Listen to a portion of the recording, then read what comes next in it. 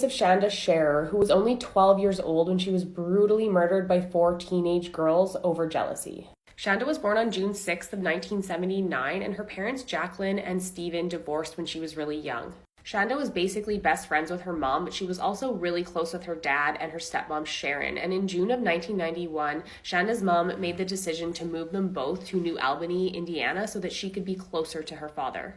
In September of 1991, Shanda started at her new school called Hazelwood Middle School, which was located in New Albany, and almost right away into the school year, she ended up getting into a fight with another girl named Amanda Hevron. Amanda Hevron was 14 years old, and they had ended up in detention together, but they resolved their issues and they ended up becoming pretty good friends. Shanda's mom was uneasy about this friendship because ever since she had started hanging out with Amanda, her grades had been slipping and she was starting to get into trouble.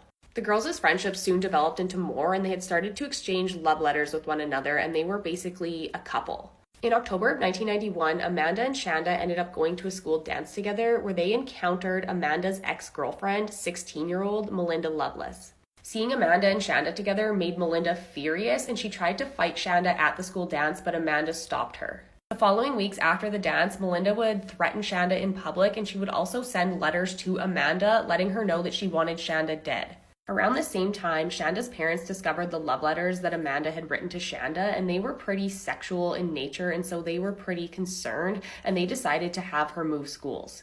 And by the end of November, Shanda was enrolled in Our Lady of Perpetual Help Catholic School.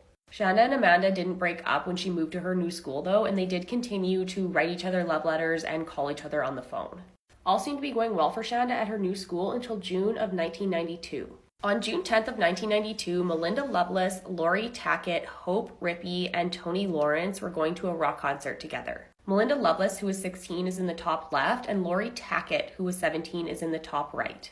Melinda and Laurie only met in October of 1991, but they became fast friends, and they were spending basically all their time together at that point. Hope Rippey, who is 15 years old, is on the bottom left, and she was friends with 17-year-old Laurie Tackett, and they had been friends since they were quite young, but she did not know Melinda. Toni Lawerance, who is in the bottom right, was 15 years old, and she was only friends with Hope, and she did not know the other girls, and the night of the rock concert was the first night that she would meet them.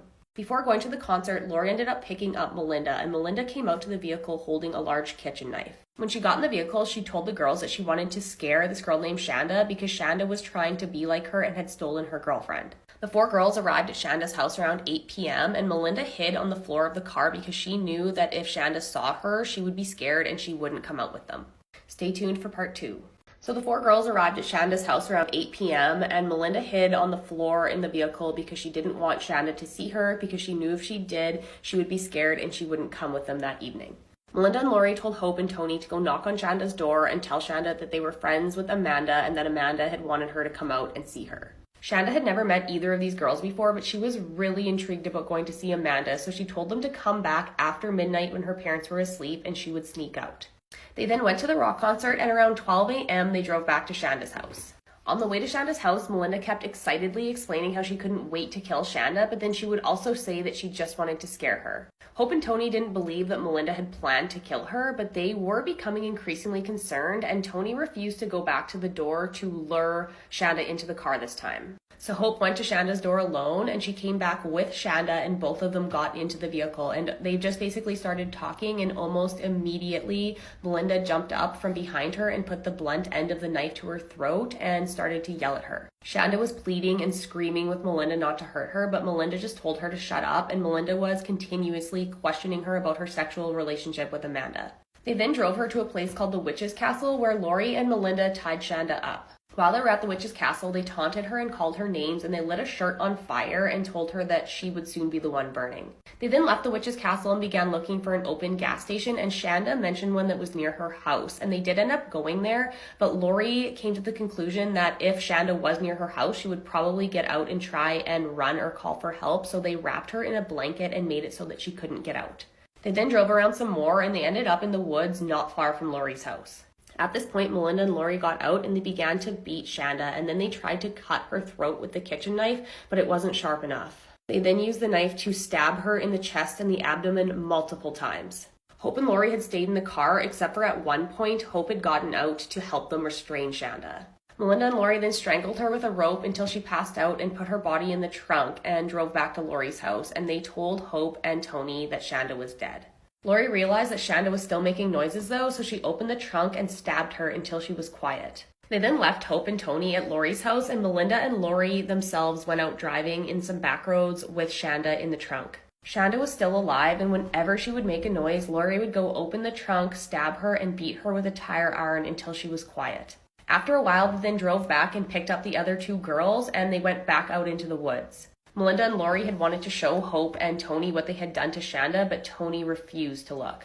While the three girls were looking at what they had done to Shanda, Hope took a thing of Windex and sprayed it on her and told her, "You aren't looking so hot now, are you?"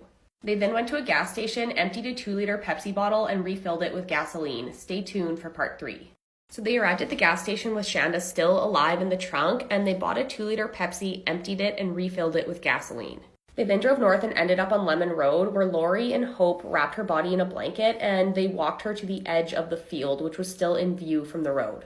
Laurie then poured the gasoline from the Pepsi bottle all over Shanda's body and set her alight while she was still alive.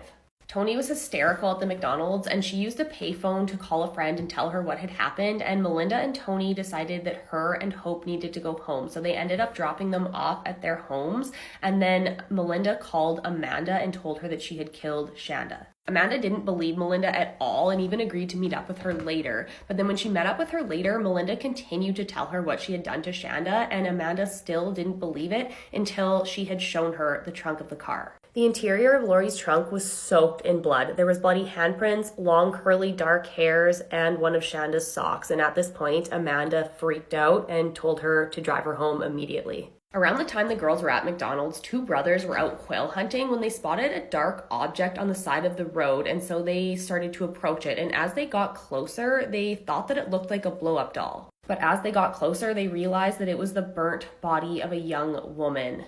They went back home and called the police right away, and they told them to go back to the location of the body until the sheriff could arrive. At about 12 p.m., law enforcement arrived at the location, and they couldn't believe the horrifying sight. Shanda's body had been burnt beyond recognition, and she had been posed in a sexual position.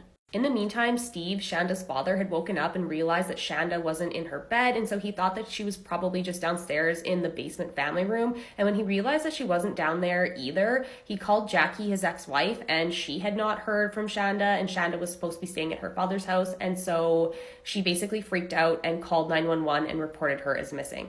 Around 8:20 p.m. that evening, Toni, who was hysterical, entered the police station with her father, where she told them everything. She had never met Shanda before, so she didn't know a lot of information about her, but she shared that she was about 12 or 13 years old. She told them about the many locations that they had gone to, and she also did remember where Shanda had lived. Toni had remembered Shanda's exact address, and so law enforcement looked into if there had been a missing persons report filed at that address recently, and there was, for a 12-year-old Shanda Scherer. The description of Shanda from the missing persons report had matched the body found earlier that day, and dental records were used to positively identify that it was Shanda. All 4 girls were charged as adults, and they each accepted a plea bargain to avoid the death penalty. Laurie, Melinda, and Hope were sentenced to 60 years, but on appeal in 2004, Hope's sentence was reduced from 60 years to 35. Toni pled guilty to 1 charge of criminal confinement and was sentenced to a maximum of 20 years. While in prison, Melinda became involved in training service dogs, and Shanda's mom did something that not many people would do.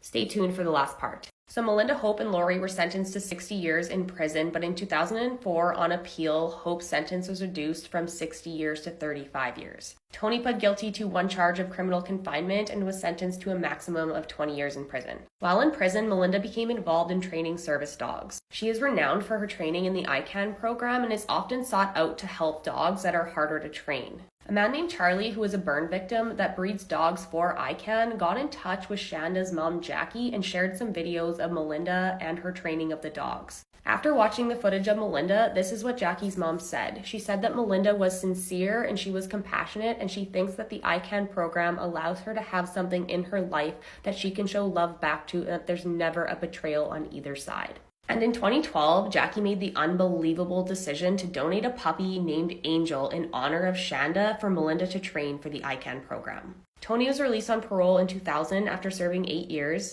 Hope was released on parole in 2006 after serving 14 years. On January 11th, 2018, Laurie was released from prison, and that was the 26th anniversary of Shanda's death. And then Melinda was released in September of 2019, so all 4 of these women are currently free. Shanda's dad, Steve, completely heartbroken because of his daughter's murder, found his only escape in drinking, and unfortunately he ended up passing away of alcohol abuse in 2005. Shanda would have been 42 years old if she were still alive today. Rest in peace. To share.